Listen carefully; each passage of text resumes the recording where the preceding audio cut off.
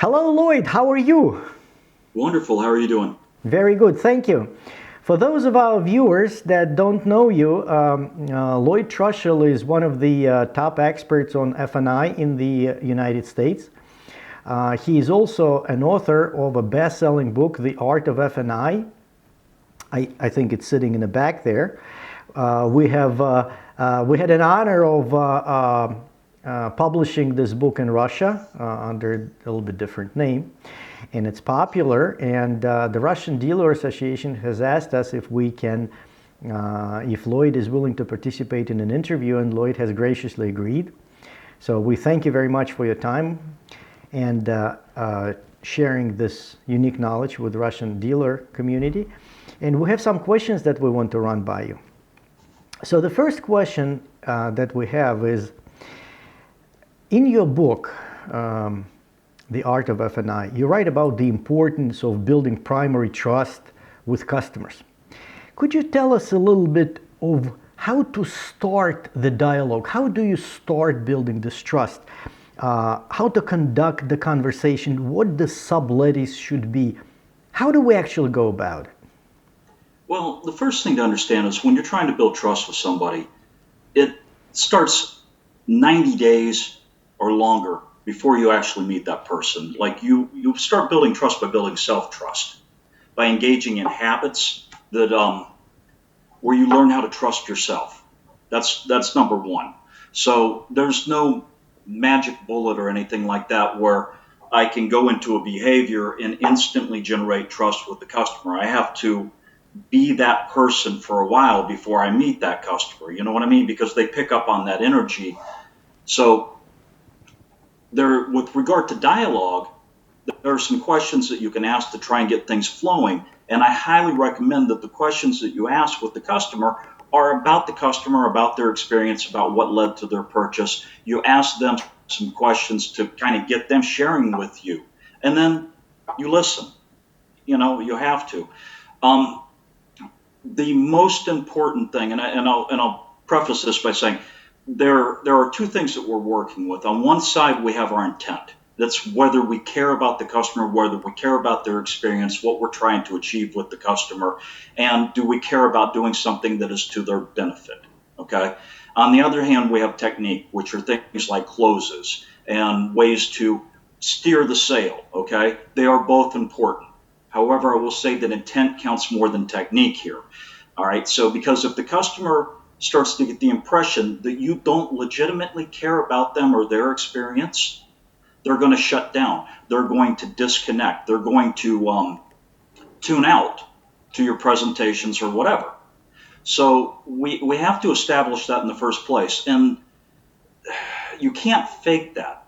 I mean, psychopaths can fake that a little bit, but the reality is you can't fake that you actually care about people, because in a 20 or 30-minute conversation that you're going to have with them, they're going to put together pretty quickly that you're only there to sell something, if in fact you're only there to sell something. You actually have to care about the experience, and you should care about the experience.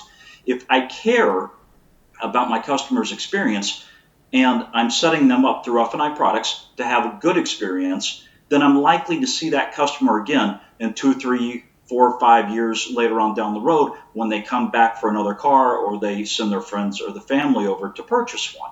I'm trying to build a relationship with that customer, because the most profitable customer is somebody that I see over the next 10, 15, or 20 years. I want them in my service department. I want them back in my showroom. I want them back in the box buying products. I want everything to come together that can come together, and that won't happen if I can't form a relationship with them. You know what I'm saying? So the importance here is to have my intent in the right place. I legitimately have to care about that.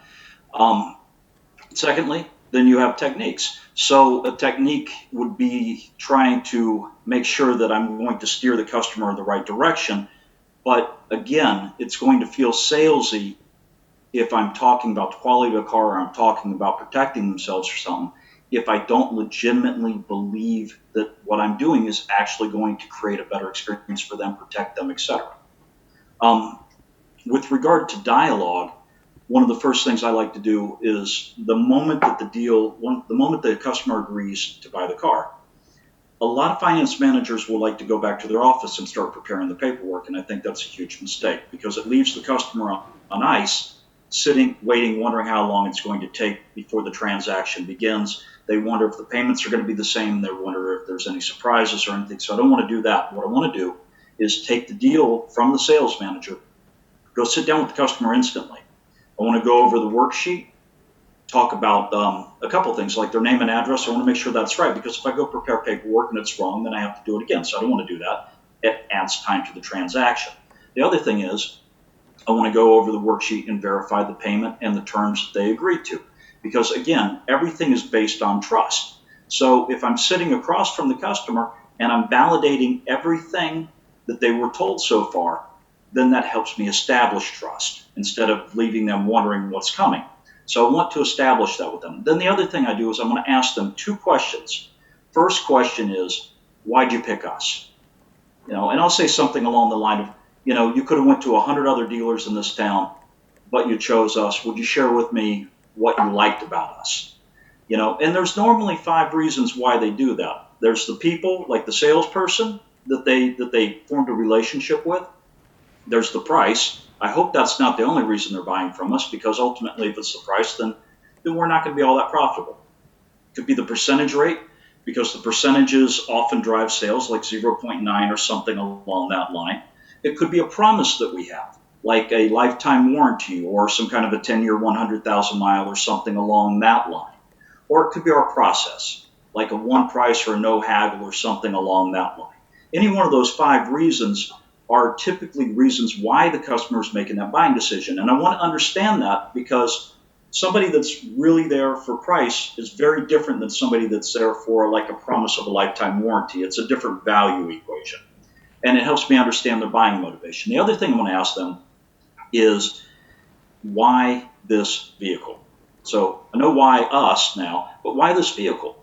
And normally we're working with 2 dynamics, okay? So if they start telling me about problems they've had with the old vehicle, then I go, oh, okay, you've had some pain associated with that car, and you want to get away from that car, so you're trying to get away from the pain. On the other hand, maybe they got promotion at work, or maybe they're just trying to upgrade and spoil themselves, and they're on the gain equation. So I'm trying to figure out if it's pain or gain, what the motivator is.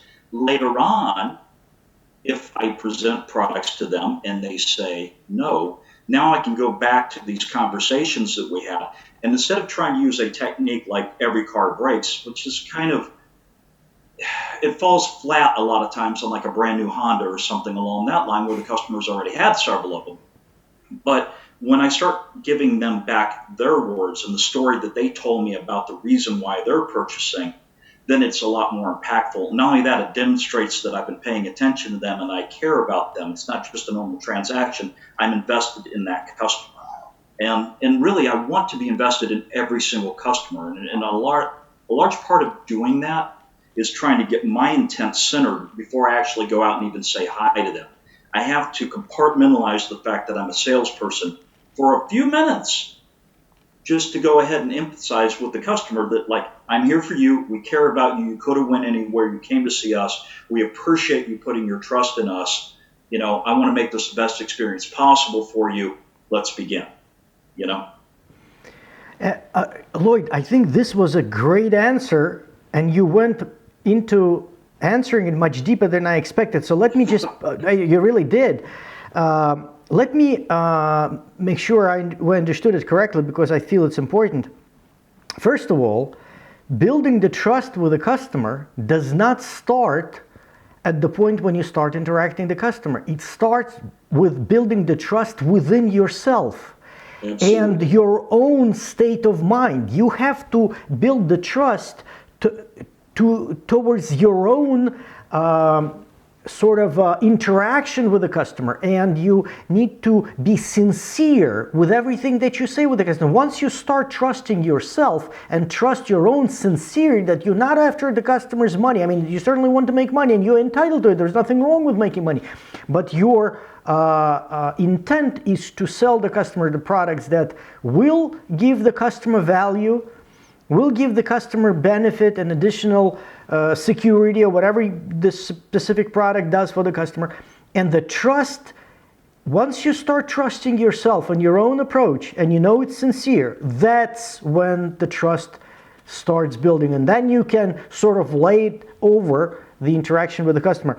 So the other part of the equation is the technique, is the ability to sell the products and how to see, and that also sort of goes along with the trust on the, maybe from a little bit different angle, but within your concept of trusting yourself, you need to understand what the customer pain points are. What were their problems with their previous vehicle? You don't want to just go with a dime a dozen. They all break. You want to, well, I mean, it's just They sounds don't cheap. believe that. Right. They don't believe that, especially if maybe they've been loyal to that brand for 20 years and they've had some good experiences with it. You know, it's challenging to go in that direction, and it's also it's difficult because the salesperson maybe spent the last hour talking about the quality of the vehicle.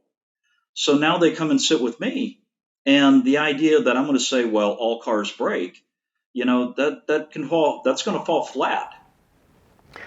I agree 100%. So you want to start, and that goes to the to my question, what the subtleties of the conversation should be. And the two things that you have mentioned is why did you pick us?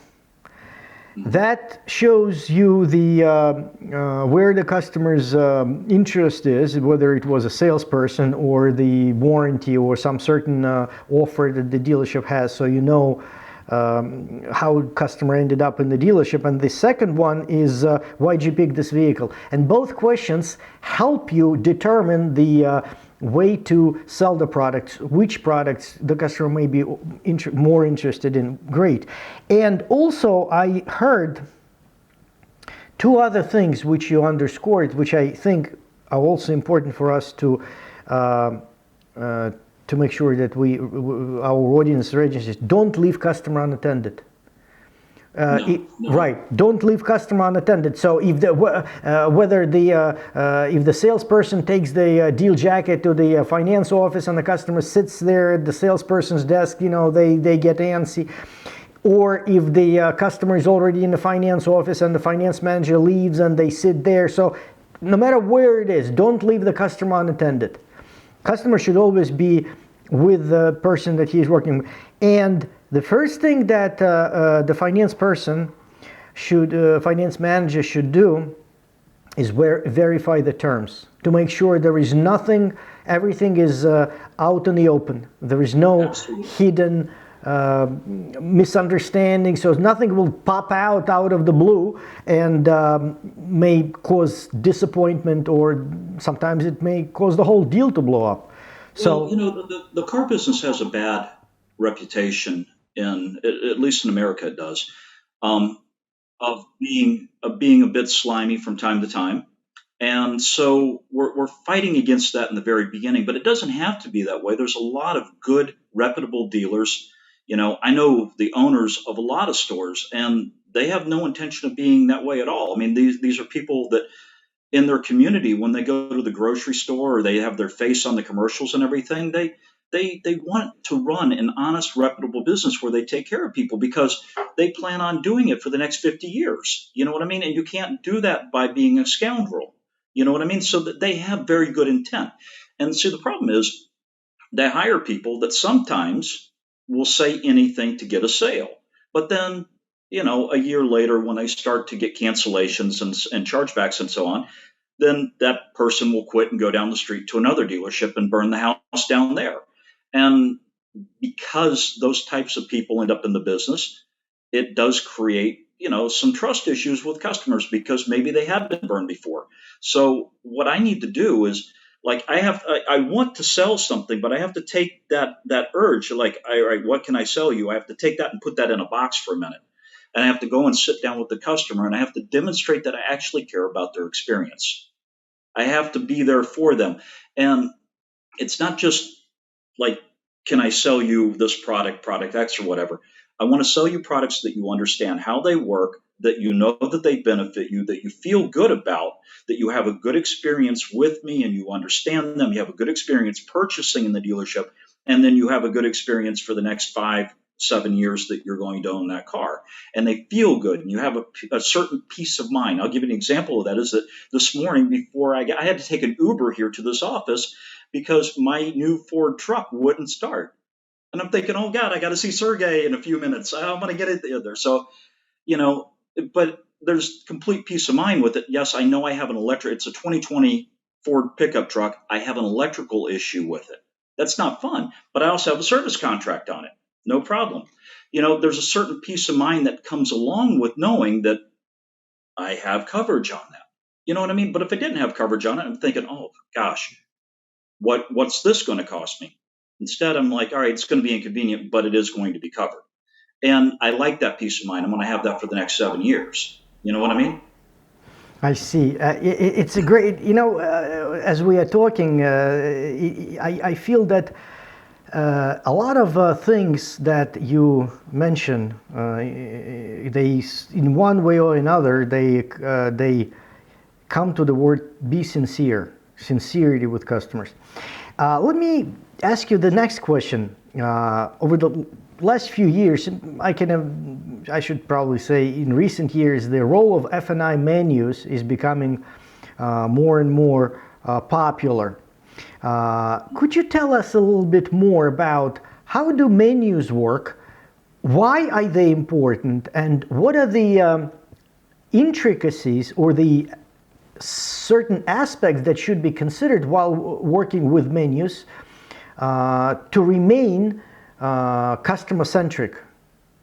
So the menu itself is just a tool. It's a paper tool, which is good. I mean, when we communicate with customers, we're communicating them auditorily, visually, and kinesthetically. Well, kinesthetically is where we're touching things, and there's not much that we can touch unless maybe sometimes some F&I managers will have like an ECM or a PCM from their car, and they'll hold up and they go, "You see this thing? If this fails, it's going to cost you, $1,000, whatever." And so sometimes those things work. But for the most part, and those aren't part of the menu, but when we go to the menu, I can talk with you about, service contract or gap coverage or whatever.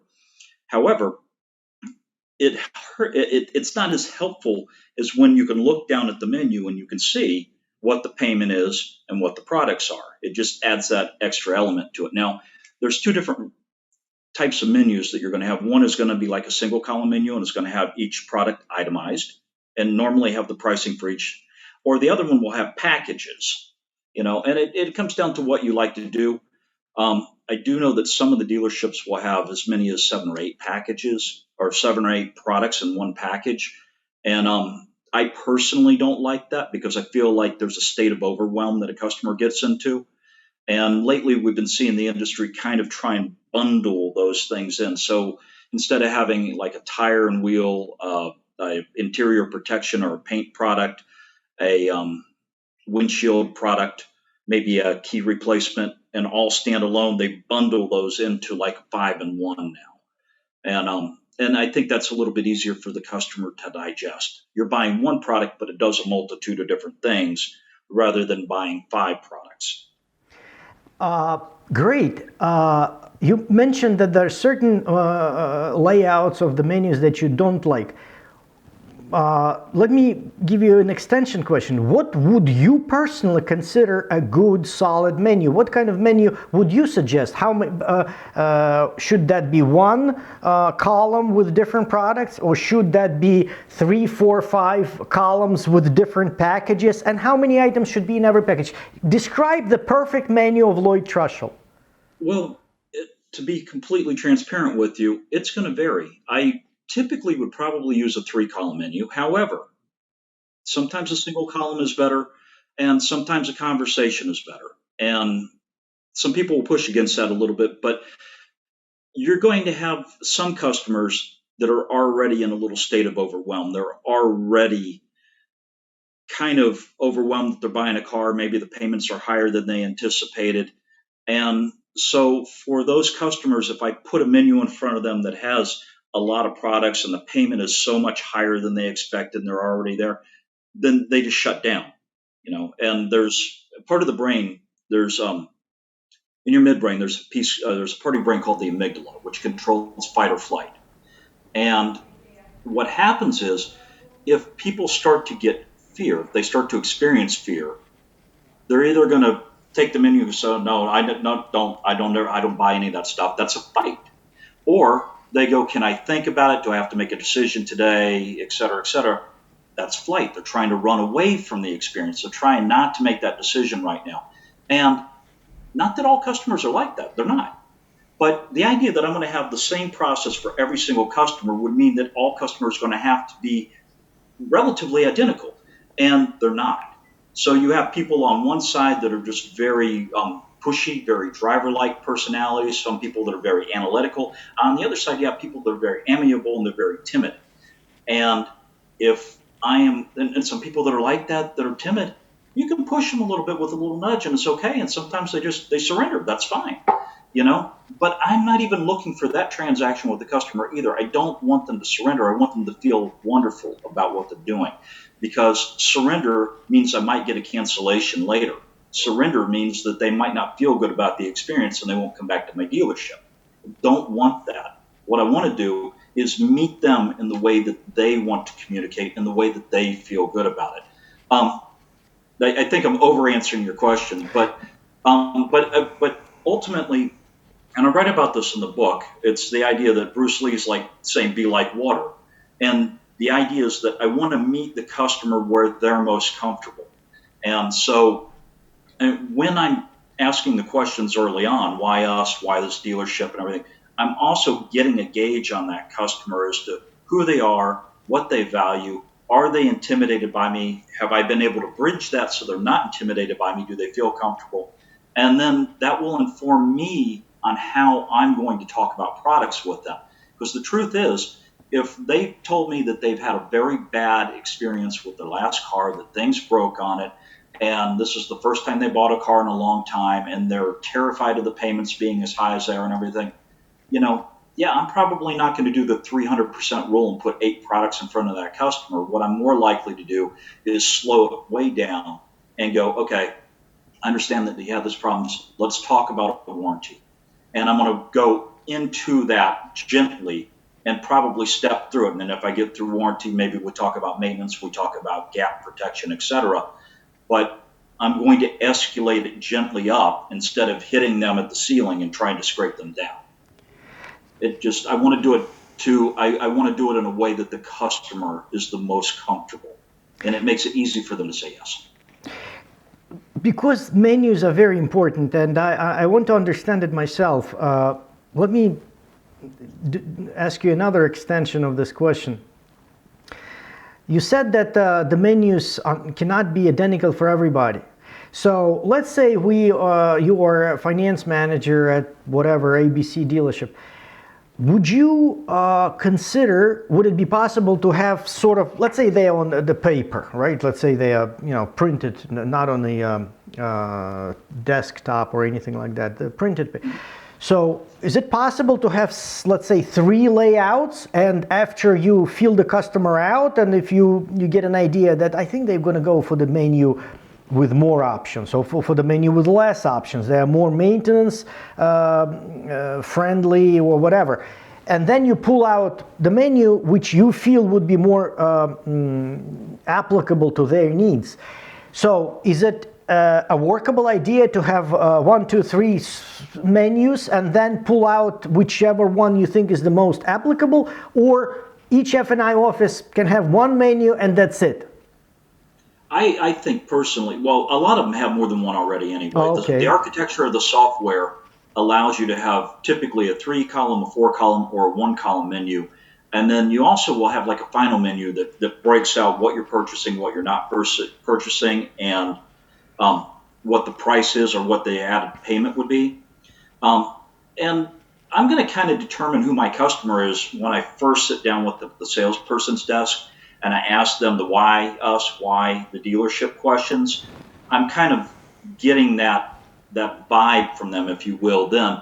So when they come into the office, I kind of know which direction I'm going to go in at that point. maybe I put them a standard menu in front of them, or maybe I just go to the one column and go, hey, there's a lot of things that we have here that's going to create a better ownership experience for you. However, the most important, based on what you shared with me and based on your budget, is probably going to be the service contract right here. And maybe something that I have like the key replacement or something like that. I'm not so worried about that, because I'm trying to, if I'm getting, if I got a customer that is intimidated by the process, and not all are, but if I've got somebody that is intimidated by the process, and then I put them in a state of overwhelm, they're not going to buy anything from me. You know what I mean? So I'm better off getting one or two products from that customer by slowing down and getting very gentle with that customer and making the entire experience about them in a very caring way. Somebody else that's not intimidated at all, which is probably 80% of our customers, let's sit down with those people and just, here are your options. What would you like to do? So again, it's reading the person that's across from you and moving your approach to something that's going to resonate well with them. I see, I see. Speaking of the service contract that you just mentioned, in Russia, the penetration of the extra warranty, of extended warranty, is much, much lower than it is in the United States on new and used cars, and not even remotely comparable. What are the good techniques? What are the good best practices that you can recommend to because obviously extended warranty is a great product to have, so it's sort of unusual that the people are not buying it, so we're doing something wrong here. How would you recommend selling the extended warranty? And at the same time, I also want to ask you, is there any should the approach be different for new car warranty sales, extended warranty sales, and used car extended warranty sales? So how do we go about that? So as far as new or used go, I don't think it really makes a difference at all.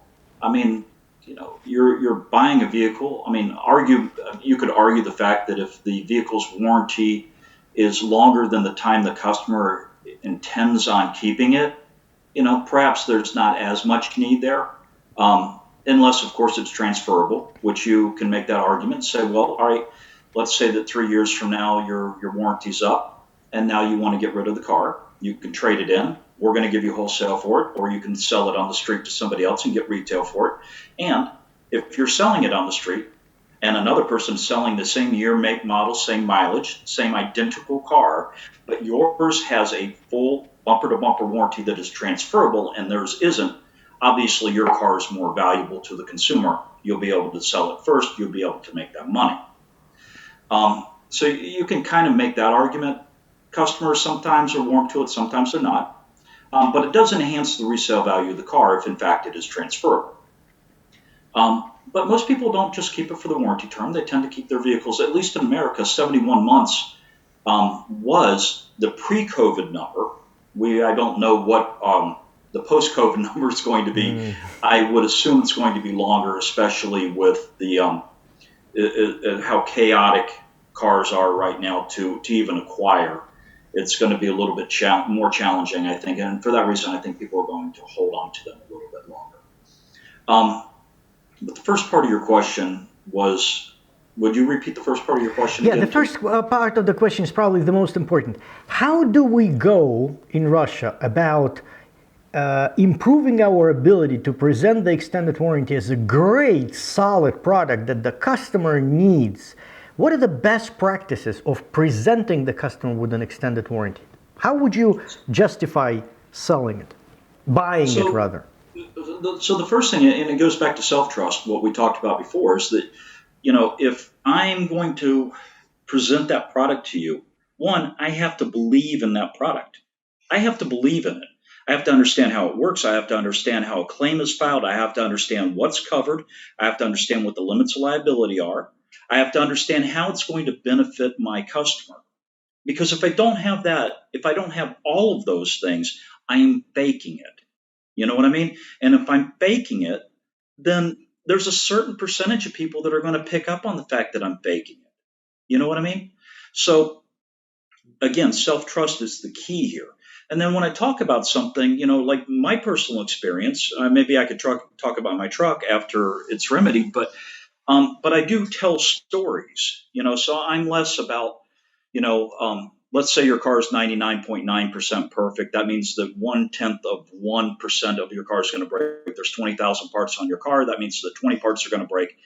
That's the type of closing that they teach people in a lot of F&I schools. And I think it drives me crazy because I can't tell a person buying a brand new Honda that 20 parts are going to break on their car in the next 5 years. I don't believe it myself.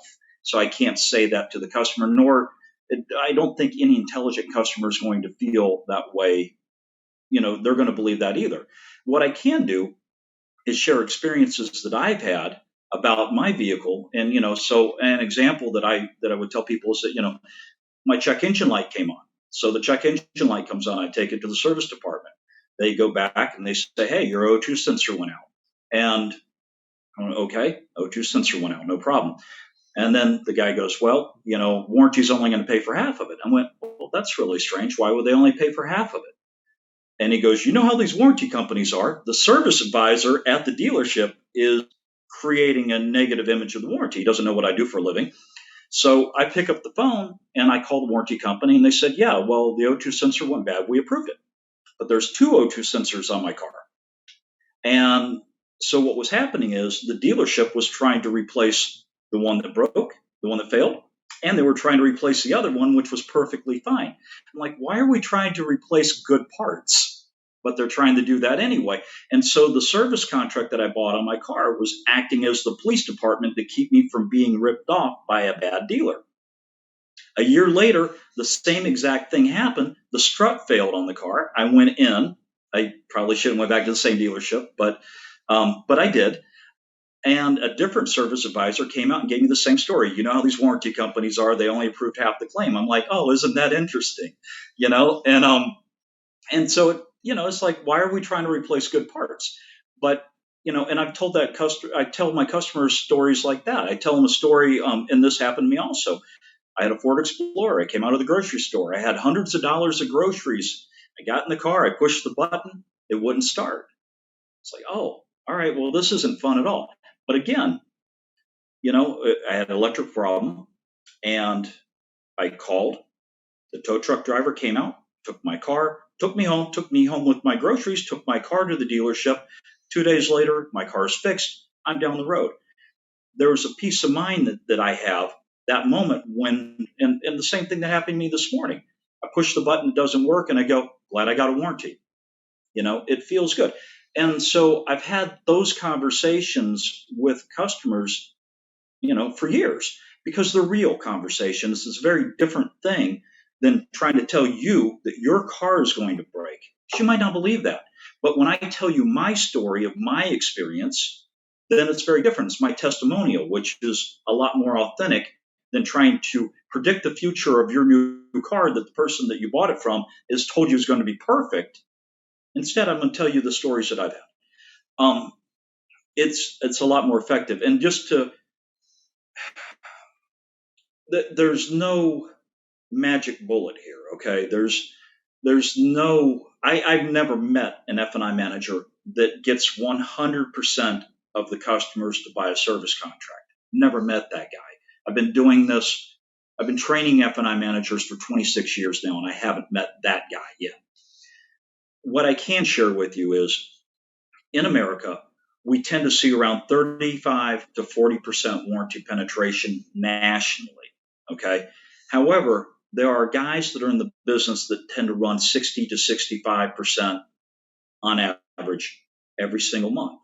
So how is one guy doing 35 and he's focusing on closing the customer every time, and there's another guy that's not focused on that at all? He's engaged in self-trust. He has all the right behaviors. You walk in his office, he's organized, he's neat, he genuinely slows down, cares about the customer, demonstrates that he cares about the customer, understands how his products work, and sits there and gently goes through it, tells stories, and month in and month out in a Honda store, this guy's running 65%. He's doing almost double what the national average is, and he's not using any word tracks. He's not trying to close customers at all. It's just a conversation where he connects with people. I see.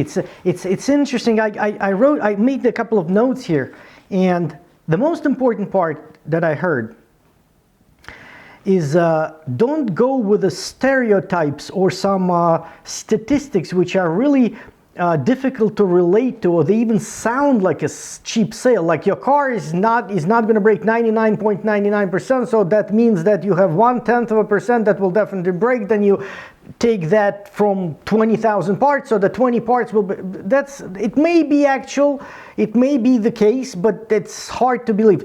Go with your own stories. Go with your own experience, and it has to be a real experience. So it can be, if you don't have such experience, go with the experience of your friend, or my wife, or my family, my son, my granddaughter, or whatever had that experience. As a corollary to that, if you don't have those experiences yourself, like perhaps your car didn't break, right? It's okay. You have a service department Okay. in most dealerships in the back. Go talk to the service advisors that are dealing with the customers firsthand. Get a copy of the repair order from your service advisor, especially if it was something that was covered through the warranty. So maybe if I didn't have a story of how it helped me, I can still tell the story of how it helped somebody else at my dealership recently. But that story is valuable because it's true. And the truth, if we're trying to generate trust from people, there's really nothing better than the truth. It's excellent that you said that. You can't invent the story. You can't just pull it out of nowhere and create a fairy tale, or rather bad tale about the car. Go to the service department, talk to the service advisor, find out what the customer problems can be, maybe even make a copy of the repair order, but have a truthful story. If you don't have one, find one, but it has to be truthful, valuable. Then it becomes valuable, and then it goes with your concept of sincerity, and it does not affect and does not devalue the trust that you have built within yourself, which is what we started this conversation with. Great. The next question is, in Russia, F&I department has huge potential, huge and realized potential. One of the potential lies in the products, in selling a wider range of products. Tell us about the most popular F&I products in the United States, like 5, 6, whatever they are, the keystone F&I products. Well, that's going to be the extended warranty or vehicle service contract. I use extended warranty. I shouldn't use extended warranty. It's not technically an extended warranty. Warranty comes from the manufacturer of a product. But I use that vernacular because the customer understands what that means. But the technical term is a vehicle service contract or mechanical breakdown insurance, depending on the state that you're in. That is the number one product. The number two product is going to be gap insurance. Gap insurance, basically, let's say that I owe $20,000 on my car. I total it. The insurance company comes in and they say, well, we're going to give you $17,500 for that car. There's a $2,500 gap. Gap insurance pays that, makes that go away. Gap insurance, especially right now with car values fluctuating as much as they are, new cars are bringing. I saw a Mercedes that was $100,000 over retail MSRP at a dealership yesterday. But a lot of stores are marking their cars up $5,000 over MSRP right now because we have an inventory shortage. On top of that, used cars right now cost more than new cars for the same year, make, model. Like if I was looking at a 2020 Nissan Maxima or something like that, a 2020 used with 15,000 miles on it would actually cost more than a brand new one right now, just because the market's like that. So it's introducing this really strong need for gap insurance because insurance companies are still going to try and pay what book value is in most cases. And you can argue with them for replacement value. Sometimes you get it, sometimes you don't. Depends on on how your contract with that insurance company is written. Then you have things like road hazard, tire, wheel coverage. You have paint and fabric coverage, which is a favorite of mine. And you have bundle packages, key fob replacement. Credit life and disability is something that used to be very popular. I'm sorry, I'm sorry, you went so fast I didn't get a chance. One is the extended warranty service contract, gap insurance, then you have a road hazard, then the fourth was what? The paint and fabric protection. Paint and fabric, yes. I just want to make sure it's important for me that I know that. So we got road hazard, paint and fabric, and then was your favorite was what, 5? Paint and fabric is something that I always like. Oh, you like that. And the reason for that is, let's say that 5 years from now, I'm trying to sell my car. And if I have a car and the paint is still very glossy and the interior is still perfect, it's an excellent car. It's in excellent condition versus a car that's 5 years old that's maybe fallen into average condition. And so the book value between average and excellent can be thousands of dollars. So usually you add paint and fabric to someone's car for, $600-700. Cost is a lot lower than that. It's a nice F&I product, but also down the road, the customer gets this benefit from it because if they come in and their car still looks like new, it's going to bring more money for them on appraisal. Mm-hmm. And also, if they decide they don't like the deal so much, they don't want to trade right now, they still have a car that looks really excellent on the inside and the outside. It's a really nice product. If you get a quality product. I mean, some are better than others. Yeah. So we got service contract, gap insurance, road hazard, which was wheel and tire package if they get damaged. Yes. And then you got paint and fabric, which is your favorite because you feel that gives customer a lot of value. You feel there is so we got 4. Let me ask you a question. The prepaid maintenance, prepaid regular maintenance, that you include that as a service contract? You bundle that up in that, or that's separate, or you just don't consider it a good, valuable product? No, it's great. You just didn't mention that. That's not one of... We just didn't get there yet. Okay. Yeah. No, prepaid maintenance is, and this varies too, because especially right now where you're seeing lots of out-of-state transactions. And so it's a little more challenging if the maintenance product is tied directly to your dealership and the customer can't easily get back to your dealership. So that's one of those things that it's very case by case. Sometimes it is tied into the service contract agreement, the mechanical breakdown agreement, and sometimes it's not. And that depends on the insurance company itself. Some companies like JM&A, for instance, will build it into the same form.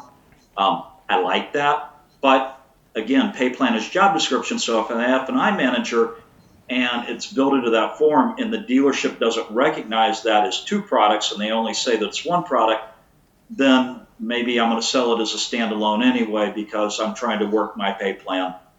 That's very unique to each dealership that you're at. I know some of the clients that I work with, they own their own maintenance program. So it's something that they administer in-house, and that's nice. They can cut the cost down. They can make it a very attractive product for the customer, and they do. But again, if the customer doesn't live close enough to utilize it, then it's not really in their best interest. And, I have to keep my ethics. I have to keep my self-trust in the right place. So if I'm working with a customer and I know that they can't benefit from that product, they live 300 miles away from the store and it's not useful at another dealership, no, I'm not going to offer it to the customer. I might mention it to the customer and then say, this is a great product, but I don't think it's going to be valuable for you because you can only use it here. You're not going to be back here.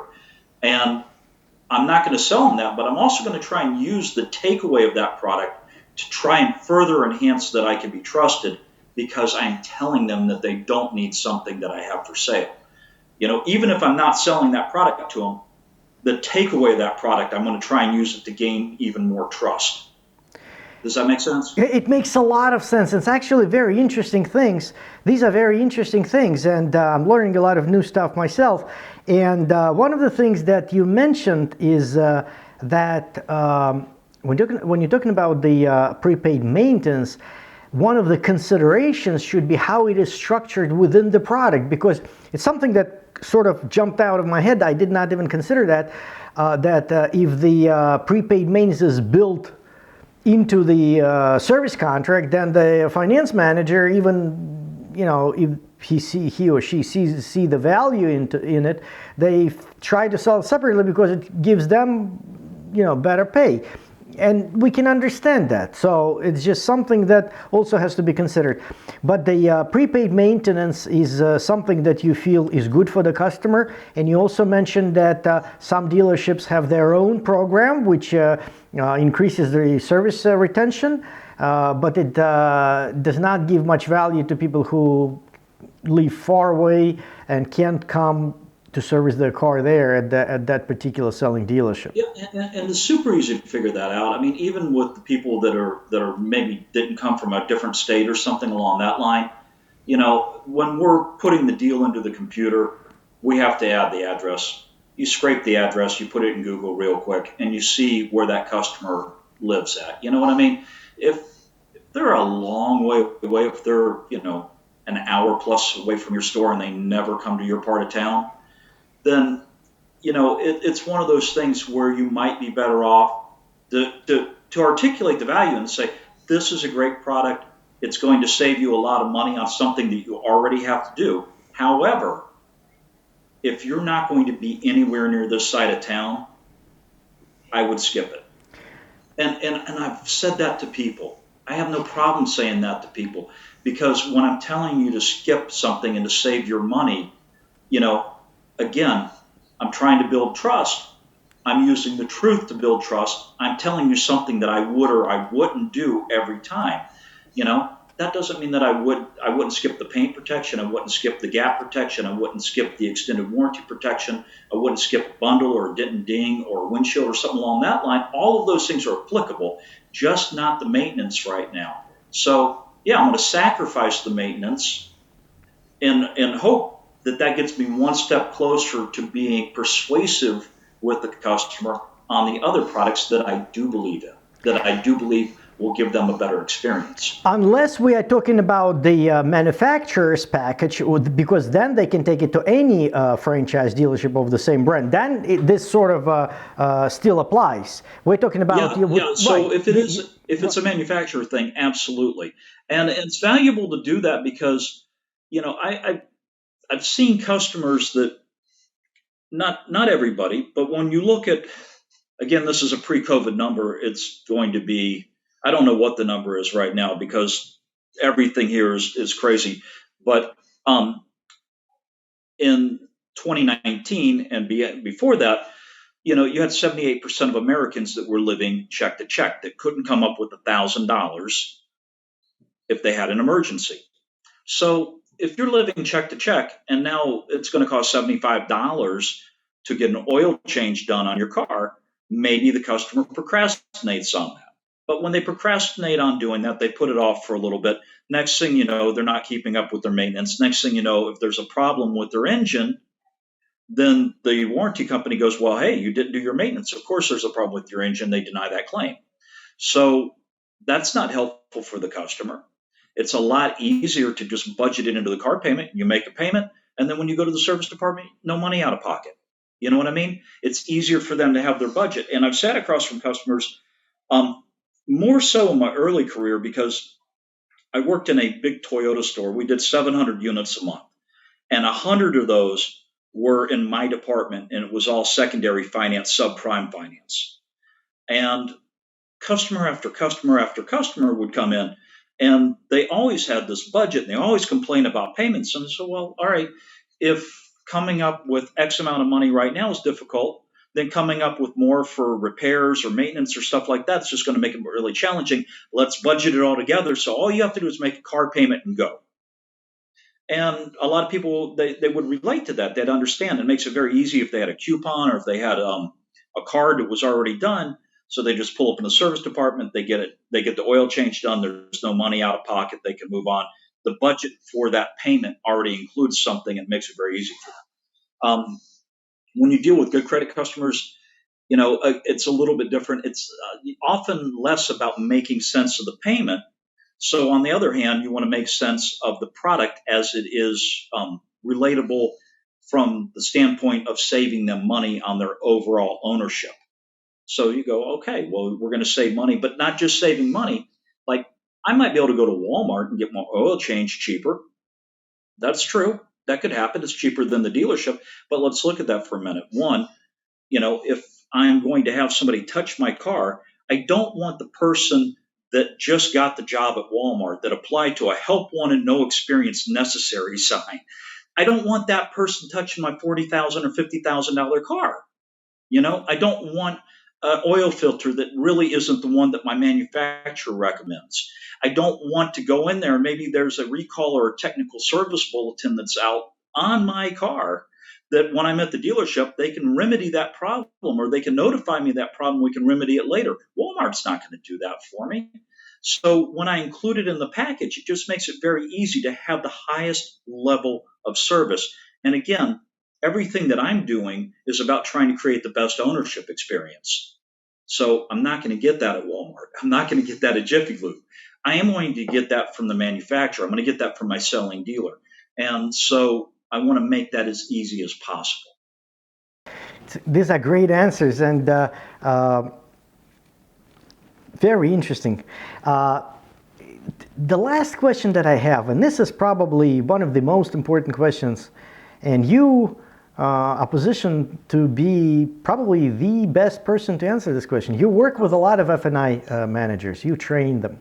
You see a lot of successful people. You see a lot of trainable people. You probably see, I should say, unsuccessful F&I managers or people that don't follow the rules, don't follow the best practices, and they're still in the 90s, transactions oriented, get the best out of the customer. What do you feel are the trends that are the most important trends for the successful F&I manager? If you would hire, we spoke about the perfect F&I department. Who would you hire? Somebody with experience, but with experience you may get bad habits. What should be the what you would highlight as the talents for a perfect F&I manager? I'm looking for two things.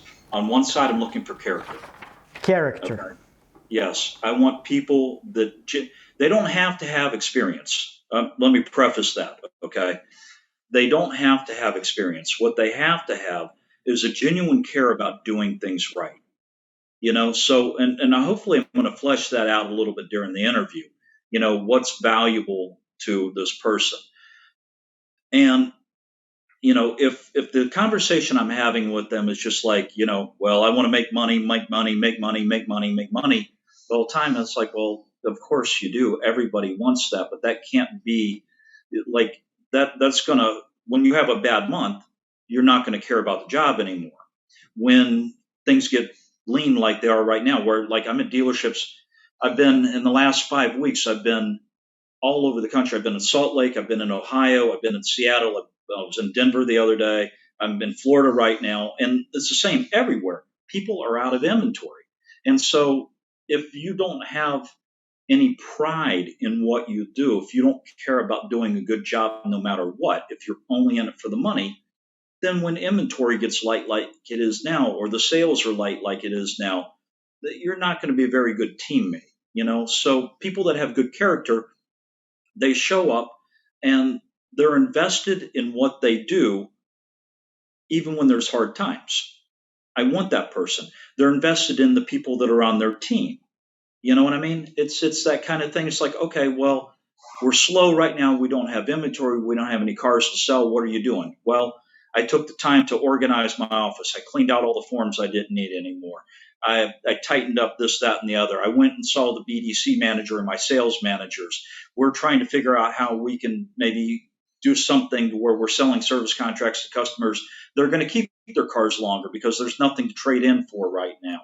I'm trying to figure out what I can do with my salespeople to improve morale, things along that line. So character is a big part of it. I want people that are just, no matter what the circumstances are, they're into what they're doing. They're committed to what they're doing. They're committed to the process and the people.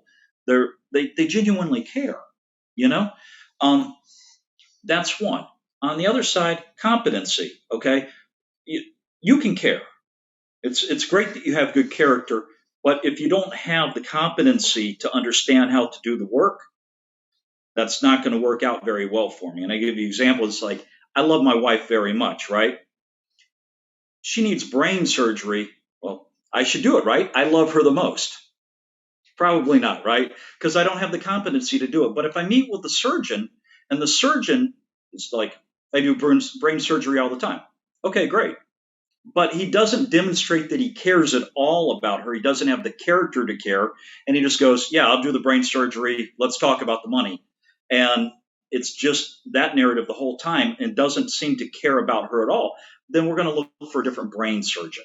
So we have to mix these two things together. I need people with good character that have the competency to do the job.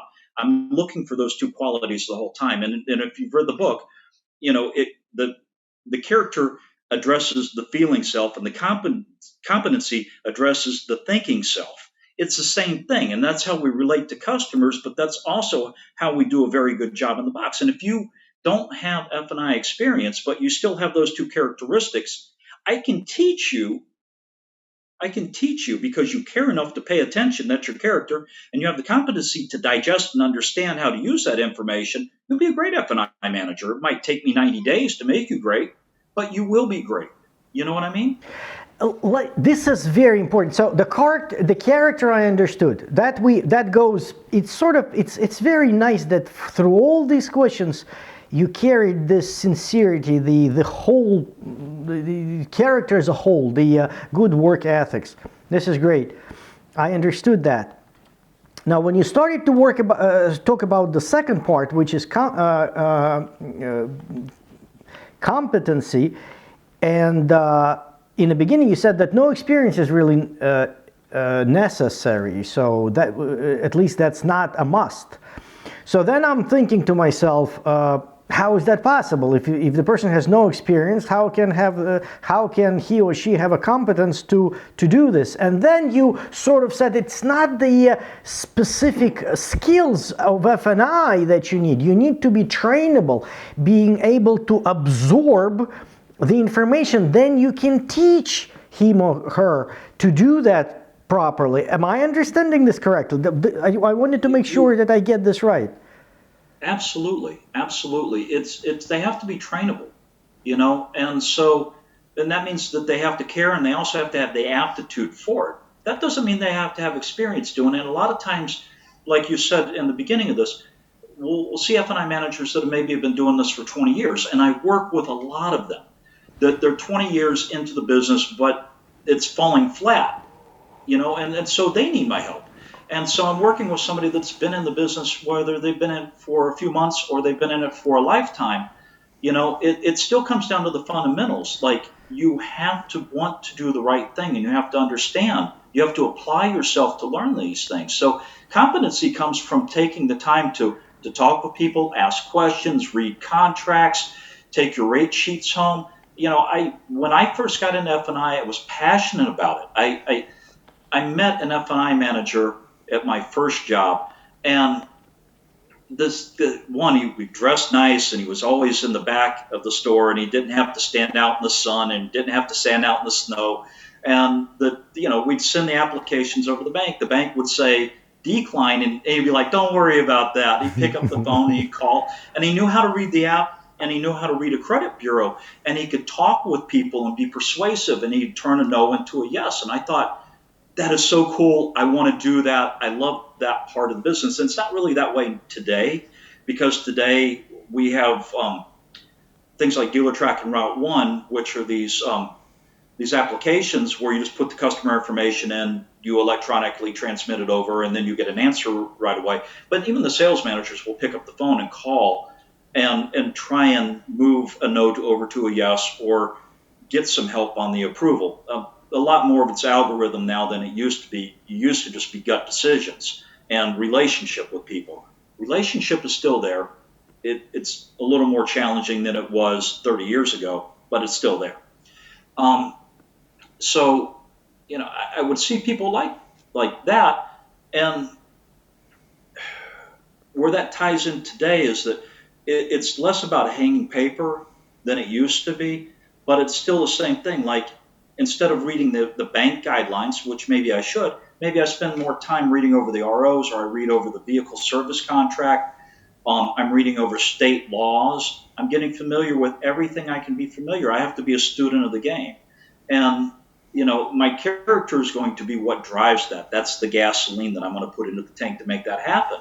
And the competency is going to be what I do with that. So, on my off time, when I go home, am I reading industry publications? Am I studying? Am I sharpening the blade the whole time? When I'm not with customers, what am I doing to make myself more effective? Because if I don't have a customer and I'm sitting there on Facebook or looking at TikToks the whole time, I'm not going to be a very good F&I manager. You have to you have to go deep. You have to go deep into that knowledge. But the flip side of that is worth it. Okay, I remember, this is probably, I don't know, 25 years ago or something. I'm working in a dealership, and somebody had a car accident. They hit the telephone pole, the electric pole that was out in front of the store. The pole comes over, all the electricity at the dealership goes down. Okay? So they're like, oh, we can't sell any cars. We got customers in the building. I'm like, yeah, we can. I used to work for the bank.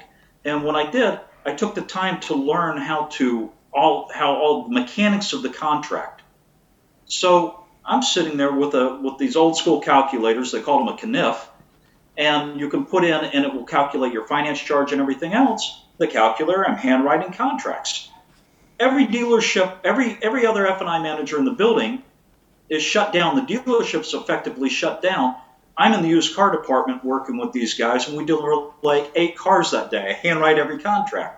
And I wouldn't know how if my competency wasn't there, and I wouldn't have the competency if I didn't care enough to do it on my own time.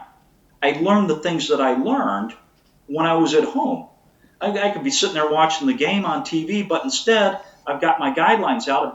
When I worked I used to work for a bank called Aegis Automotive Finance. I was studying my other competitors' guidelines. And then when I went into F&I knew those programs too. It's just, you have to have some passion for it. You know what I mean?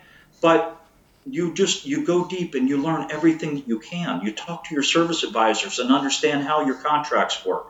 When you sell gap to a customer, say, if you ever have a claim, come back here and see me. I'll help you file it. I'll help you file any of this stuff.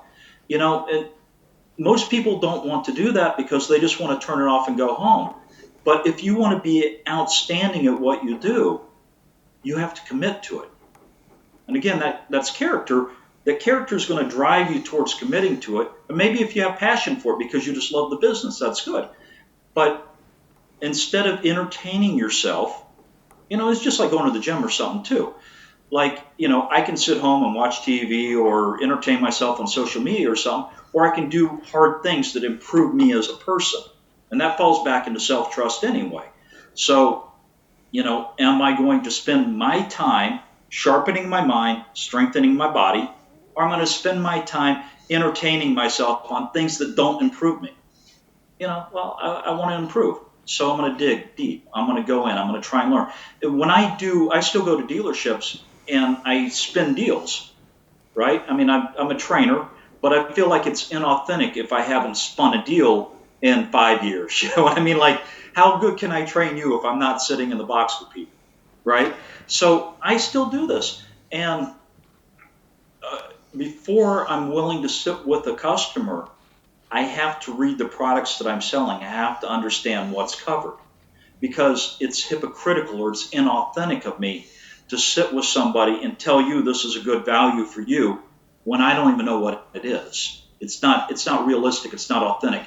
And I feel like that's my superpower, if you will, is that authenticity has to be there. I have to believe in what I'm doing the whole time. And part of that belief is reading the contract, understanding stuff like exclusions. I want to know, is the thermostat going to be covered on this car? Or is it listed as an exclusion? Because if the thermostat on the car is not, if it's excluded, and we don't have consequential or subsequential damage on it, that means when the thermostat goes out, it takes the engine with it. Your car's not covered. I just sold you something that's not helpful.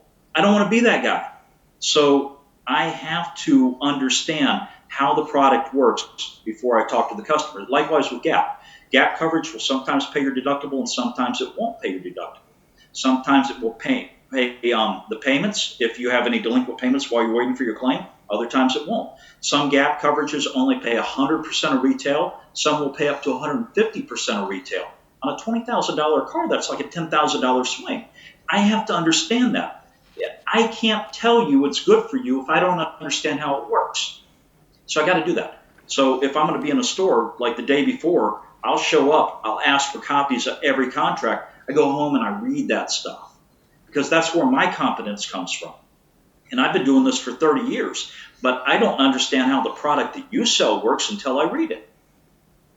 You know, but there are F&I managers that maybe been in the dealership, they've been in that store for 5 years, they've never read the contract once. Like, well, of course your numbers are mediocre. Because all you're trying to do is overcome objections. Your presentation doesn't have any passion in it because you don't know what you're selling. Actually, your passion, your authenticity comes through even during this interview, okay? It really does. You go so deep. You have so much passion even in trying to explain your, give me the best deep answers. And I like what you said. If you want to be outstanding, you have to commit to it. So you have to commit to, first of all, commit to constant self-improving. Lloyd, I want to thank you very, very much for your time for this interview on behalf of myself, on behalf of the Association of Russian Automobile Dealers, and on behalf of Russian automotive community as a whole. And we love to work with you, and we appreciate this interview very much. Thank you very much for having me. I hope to one day come and visit with you guys. I'm keeping my fingers crossed someday, and I appreciate it. Thank you for thinking of me, and thanks again.